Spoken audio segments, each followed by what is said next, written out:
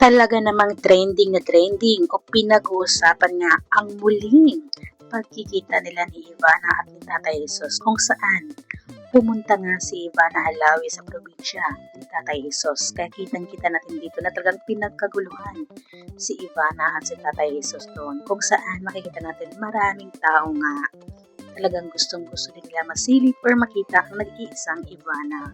Marami talagang natuwa dito sa muling pagkikita at tinupad ni Ivana nga ang gusto niya para kay Tatay Jesus nang kasama at nakita o mahanap nga ang pamilya ni Tatay Jesus. At kitang-kita naman natin ang pag-aalala ni Tatay Jesus kay Ivana, talagang hawak kamay sila ni Ivana at si Tatay Jesus dahil sobrang daming tao nga nagkasiksikan at talagang marami talagang nakaabang dito. Kaya marami ngayon ang natuwa at talagang nagpapasalamat dahil muli ngang nakita ni Tatay Jesus ang kanyang pamilya sa probinsya. Ayan, kumain pa nga sila sa may kubo. Talagang napakadaming food.